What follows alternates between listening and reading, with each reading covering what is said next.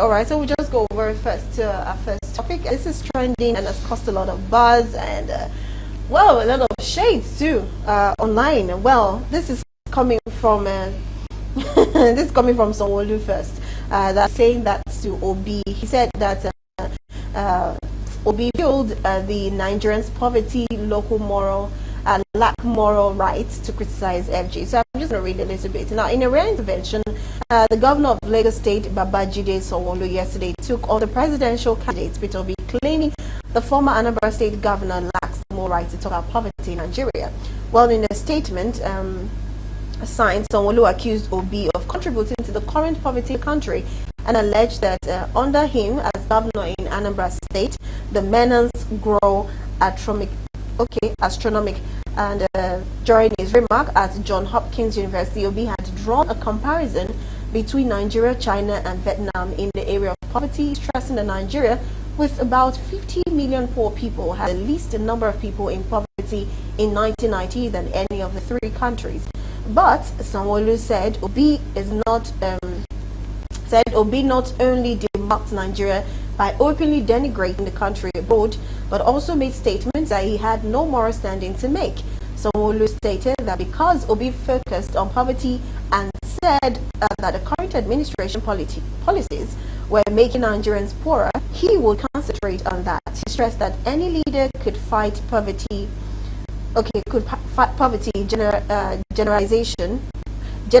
generationally by promoting education, improving health care, providing credit, and granting access to land. While he was governor of Lagos State between 1999 and 2007, Sanwo-Tinubu reduced poverty by more than 46% and explained that there was every reason to believe that based on what he did as governor of Lagos, he will repeat the same feat at the federal level.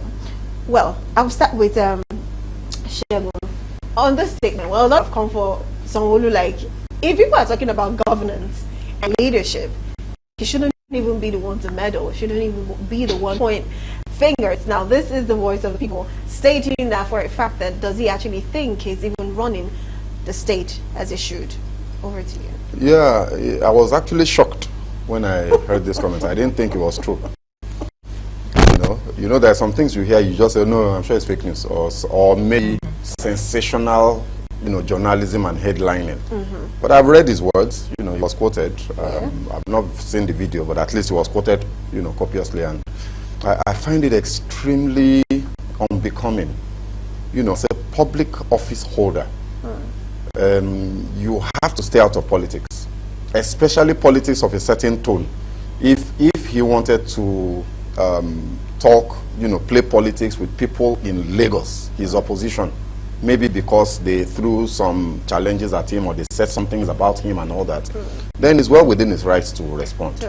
But Peter Obi is not the governor of Lagos State. He is not competing to be the governor of Lagos State. He's Sanwo-Olu's biggest critic is actually Mr. Doherty, the gubernatorial candidate of the ADC in the last election. And I love Funsho Doherty. And I love the way the guy goes about his criticism. He's very constructive. He uses facts and figures. He writes long letters, suggesting options. That's the person that I've never heard Governor Sanwo-Olu respond once to Mr. Funsho Doherty, who is attacking his government, who's spoken about the cost. Doherty has written letters to the governor, public open letters, asking about accountability on the cost of the Blue Line, for example. Oh, we love the fact that we've got metro lines in Lagos now. How much did they cost? We want to know, relative to how much it costs all over the world, so we'll know whether, as they are giving us projects, they're also stealing our money, which is what a lot of people believe. He didn't respond to Mr. Doherty. He's talking to Mr. Peter Obi, who is, the guy says he's not even running to be president. He's not running for office. He's running for a better Nigeria. That's his mantra, and then the man goes abroad, says some things that are factual. These things are facts. He didn't say anything that is factually incorrect. Then Sanwo-Olu in Lagos. What is Sanwo-Olu's business? Sanwo-Olu, a spokesman of the president. Is he so jobless? Has he solved all the problems that we face as a state? all of the poverty in this same Lagos, poverty, unbridled, ugly poverty, you know, all of the environmental rubbish, you know, if there are places you go to in Lagos, you will just not believe you're in Lagos. You know, is it the education we want to talk about? The schools that students are sitting inside water. This rainy season now, people are suffering in this Lagos. So I always call Lagos the tale of two cities, because there are two Lagoses. The Lagos that you and I live in, where, you know, we see the paved roads, we see the street lights, the traffic lights, you know, and there is a second Lagos, and the irony of it is that that second Lagos is right behind the one that we all live in. They are right around us. You go to, if you know the kind of slum that exists in Lekki Phase 1, Lekki Phase 1, the epitome of wealth, of display, of, you know, arrogant display of opulence. Lekki Phase 1. Go to Banana Island. Banana Island. I dare anybody to prove me wrong. Inside Banana Island, there are slums in this same Lagos. So Sanwo-Olu is not talking about those problems. He should be talking about taking Lagos to where it ought to be. Where we are, some people will argue is good, but I disagree. Because relative to the resources available to Lagos, Lagos is a shadow of what it should be. These guys have gotten it totally wrong. So please, the governor needs to focus on the business of governance, of delivering what Lagosians truly deserve, based on the level of taxation they suffer. There is no other state in Nigeria that taxes people the way Lagos does. Lagos has turned revenue generation, thanks to President Tinubu when he was governor, and Fashola after him. They've turned Lagos into a revenue haven for government. They tax and charge everything anyhow. You know, there was a time we were talking about taxing people for building borehole. Imagine the audacity that you, as a government, you're supposed to give me public water. Yeah. You don't give me public water. I now dig well in my own house. I must pay you for it. Otherwise, it's illegal. You know, those types of things are happening in this same Lagos. And Mr. Sanwo-Olu is busy talking about Peter Obi, who is doing his own JJ, acting as an opposition figure in our democracy, which is something we desperately need anyway. So I think that it's clear that maybe Mr. Sanwo-Olu doesn't understand his job, doesn't know the areas where he's failing, doesn't know that he's actually failing.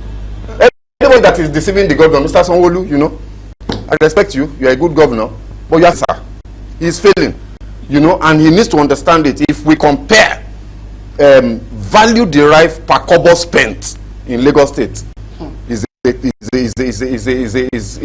horrible. So please, let Mr. Sanwo face Lagosians, deliver governance to the poor, underprivileged Lagosians that live in the hinterland that exists amongst opulence in this same Lagos. Leave Peter Obi alone to play his opposition politics. All right. Okay. Well, I'm sorry, I forgot to say this. Viewers can actually join us to be part of this program. Please display the number below the screen TV. You can call in and you can send in text messages. Of course, share your opinion. We'd like to hear. But while you're doing that, make sure you indicate your name and where you're calling from. Or if you send the text messages, indicate your name and where you're texting from. Okay. So I'm going to ask you, do you agree with what Shegun has actually said? Well, it's not about being agree, it's about looking at the facts. Okay. Well, he has touched the area of right to defense, because it's not working with federal government. It's not working with Bola Ahmed Tinubu. He's responding. Then two, I saw some facts in his response that are incorrect, sir. You said within 4 years, Peter Obi's government, as a governor in Anambra State, that he never had built one school, one hospital. Sir, you are lying, sir. It's incorrect, sir. Oh my God. Because during his time as a governor, his state is no less than 50th position in education in Nigeria in rating. He was first at a point. In fact, at a point in WAEC, he was first. That state was the first. So I don't know where Brother Sanwo-Olu got their own analysis, and I love to say about facts. Then the second one, you say when President Bola Ahmed Tinubu was the governor, he reduced the poverty to BRS. Sir, look, discovered that MBS is an agency of government. You can go and check, sir. That particular percentage you quoted is incorrect, sir. It's incorrect. Whoever gave you that particular statistics is wrong, sir. Then the third one. Look, what Peter Obi said, because I love to informatism when it's being quoted, and I have to watch the video. That what the man said is the same thing that the World Bank had just said last week, Thursday. That the number of people that have been dropped into the level of poverty, that it will continue in this manner. If by 2027, the level of people that is going to be in poverty is going to be, in fact, currently now, we are the capital city in the world for poverty because of the rating. So by the time we look at all those things, it is a clear call. And the marketing Nigeria, look, at times when I see politicians say you are the marketing Nigeria, you think all those people in the Europe, in the other world, they don't know what is happening in our country. Any investor that will come to Nigeria will go and check our indices. So there's nothing about it. You can't lie, because this world now is a global village. You can't lie, because it's very, very obvious. We need to work on number of Nigerians that are in poverty, and those people that are dropping into poverty. That should be the headache of the federal government. That should be the headache of Sanwo-Olu in Lagos. He should go and fix Isaleko Grammar School. Students, as at yesterday, they are in water. Okay, anyways, we have Barrister Jeff. Can we have Barrister Jeff on the screen? I think, Patricia, you asked a question. Yes. Can we have Barrister Jeff, please? All right, thank you very much. Yeah. Barrister, can you hear us properly? Can you? Yeah, please go. Yes, okay.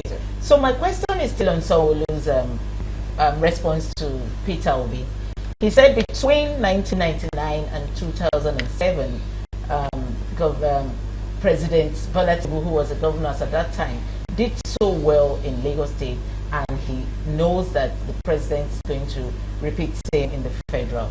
Do you think that is great, having what is going around in Nigeria right now? Do you think the president is doing so well, according to Governor Sanwo-Olu?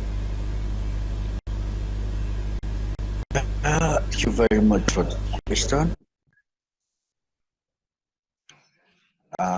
I want to say, looking at the response, His Excellency Governor Sanwo-Olu, he used the word moral, that Peter Obi lacks the moral ground to comment about the poverty in Nigeria, because he had the privilege of governing his state and he didn't perform well based on the view of His Excellency, the Governor of Lagos State. I'm concerned about the use of the word moral. And if we're going to talk about morality, I think we should look at the issues morally. And to me, morally speaking, we will ask the question, Peter Obi lie about the statistics? If you are talking about morality, that should be the issue. What Peter said, was it true or was it false? If it is true that Nigeria is rated high in terms of poverty, then we should not be looking at who is speaking, but we should look at what was said and what can be done about it.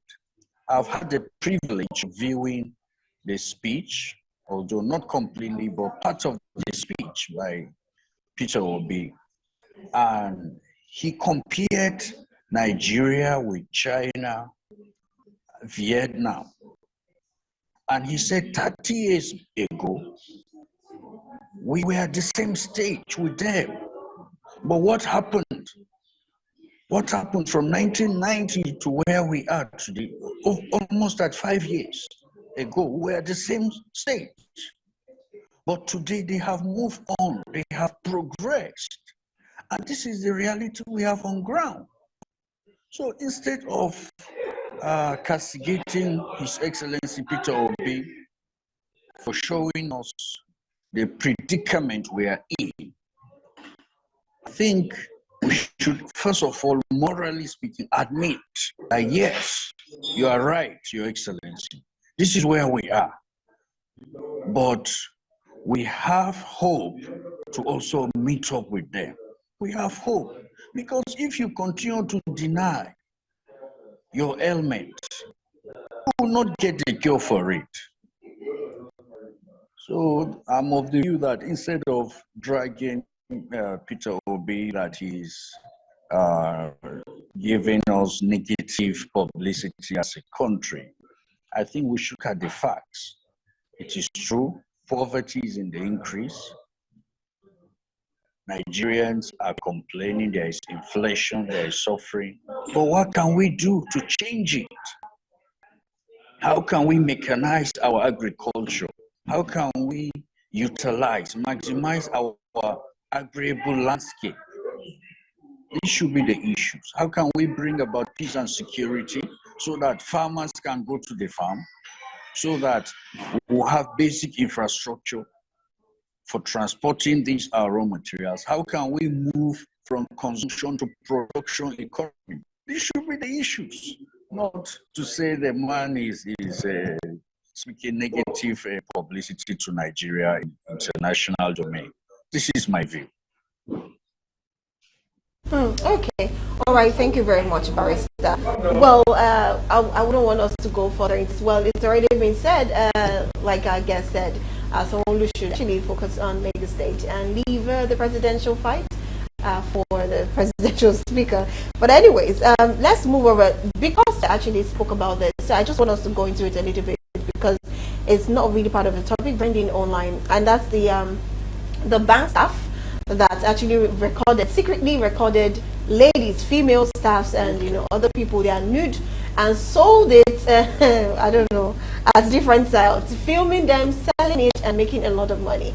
Well, the bank actually came out to say they do not support such acts, and they are protecting every staff member that are victims of this filming. And at the same time, we're yet to hear anything about the boy.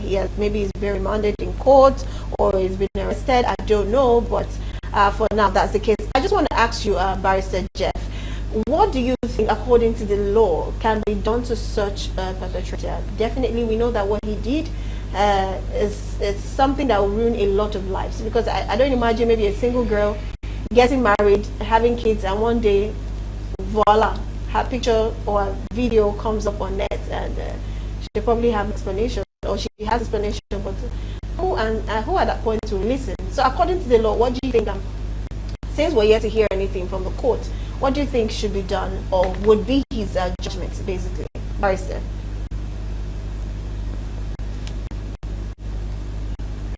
Yeah, we have the Cybercrime Act that prohibits and regulates the use of the cyberspace. And when you violate the provisions of the Cybercrime Act, you can be prosecuted. And I think this act by the young man comes rightly under the Cybercrimes Act.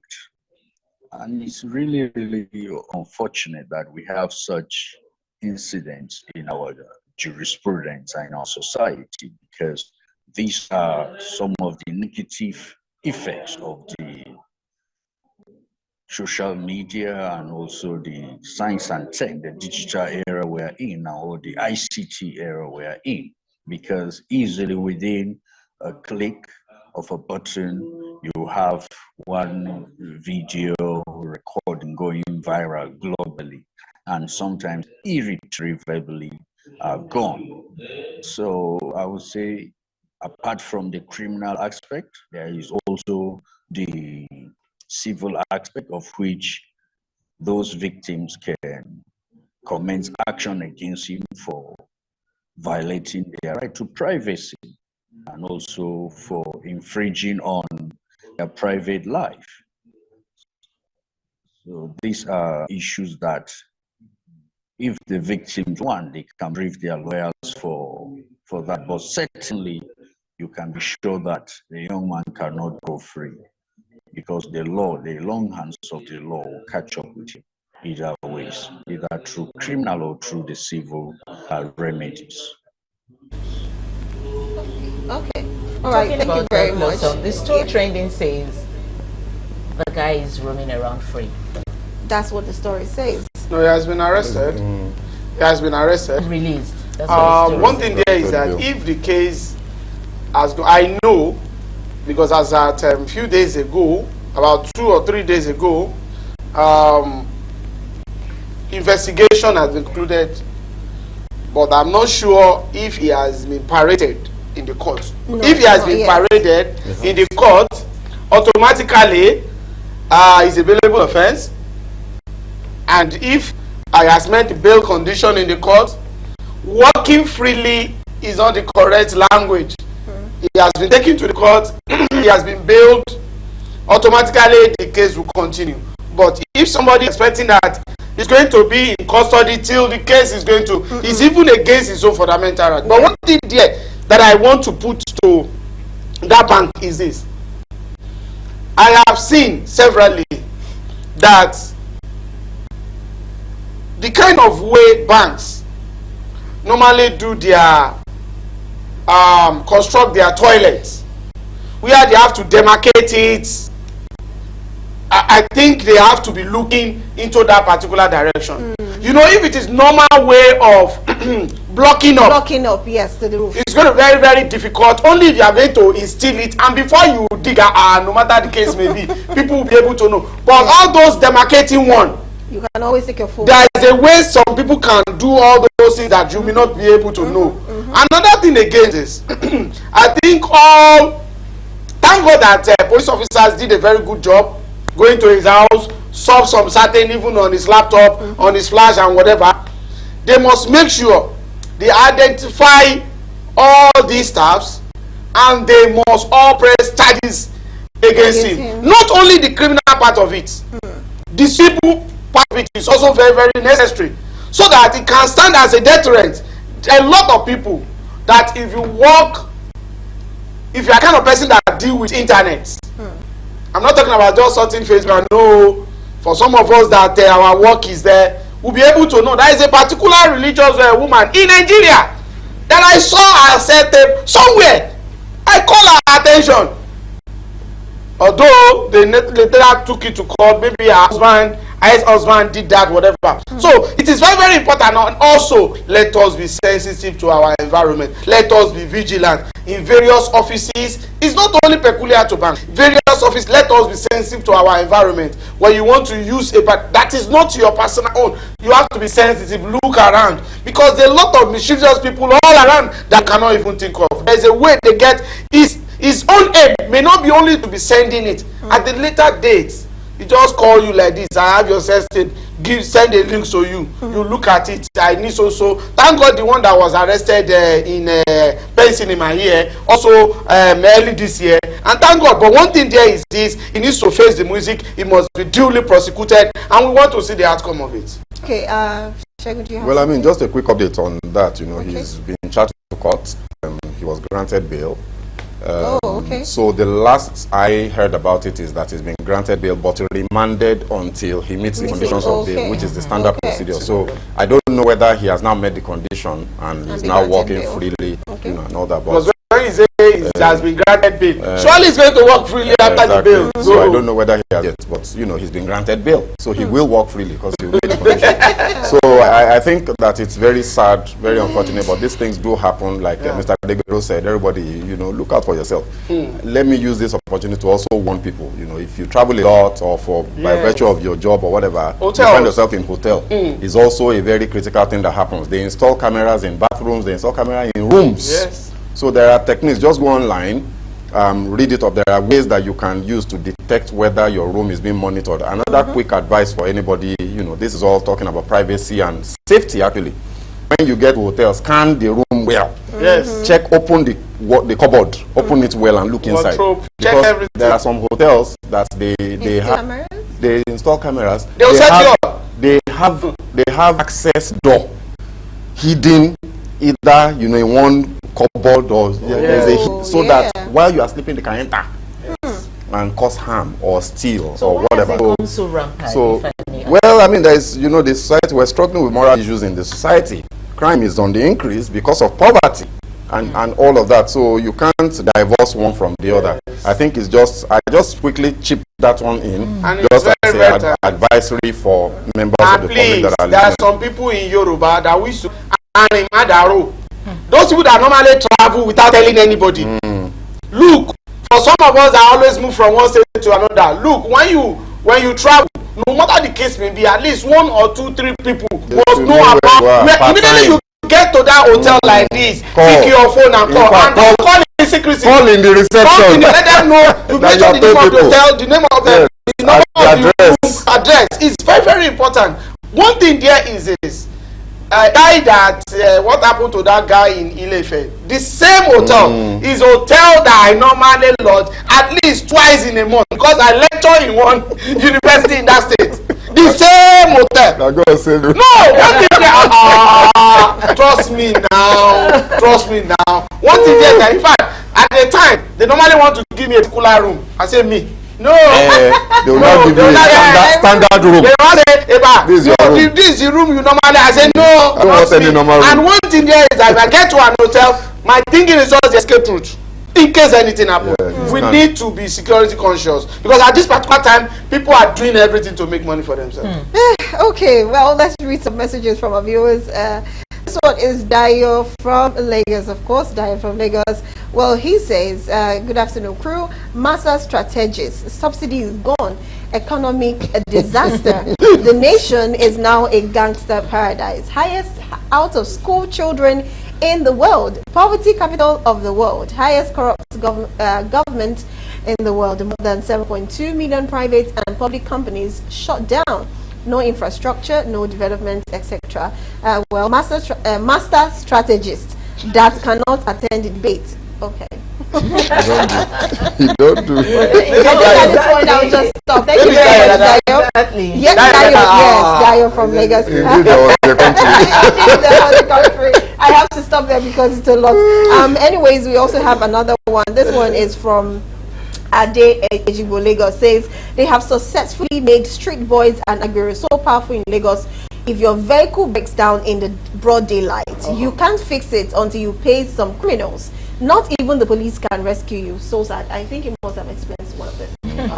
There's a friend that said early in the morning, you know, coming back from work, if his vehicle mistakenly stops at this Ikeja along around 7 a.m., trust me, no mechanic will answer you because you first have to settle those boys first. They will not be the ones to take it to their choice of mechanic. Then they will bring it back to you. Then you now pay them.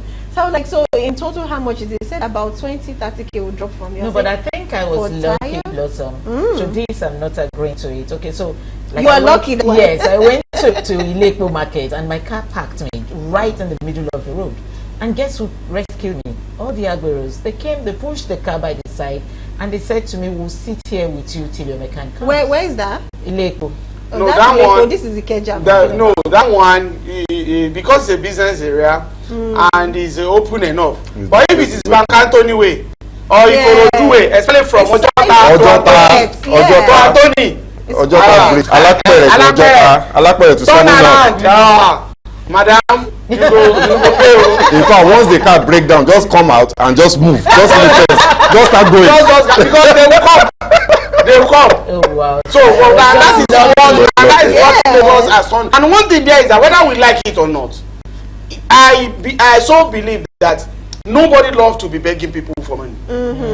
Nobody, because you have to kill before you ask people for money. So what is important there is that part of what some government, although is what he inherited, but is one of the things that he has to work on. Instead of focusing on Peter Obi's statement, he should be able to make sure that all these street boys, they are part of Nigeria, they are part of the Lagos residents. They need to be well taken care of. How you want to take care of them? That they are going to be well engaged. Those ones that need skills and those ones that do not want to work, that you have to put them where they belong. I think it's very, very necessary than putting mouth into what Peter Obi said, that is not even concern people in Lagos State. In fact, sorry, Joe, quickly just jump in there. It concerns Lagos people because these area boys, they are victims of the poverty that Peter Obi is talking about. If they had gainful employment doing one thing or other that can take care of their basic needs, trust me, majority of them, they will not be doing that. So, but there is nobody that doesn't love to be dressed well. So, and that is the thing. Okay, so let's pick a call before we move on to the last topic for today. Good afternoon. Good afternoon. Good afternoon, sir. What's your name and where are you calling from? My name is Akin Akindele. I'm a broadcaster. I'm calling from Kenya. Okay, please go ahead, sir. Now, there's an added meaning that says, "Emma Japke, Kama Balapalapa." Now, I am of the period that majority of the analysts today know in 1979, before 1979 in Lagos, children were going to school from 7 to 10, 10 to 2, 2 to 6. That's true. Now, when Jaconde came, he said it is very barbaric for students not to be able to sit at their students.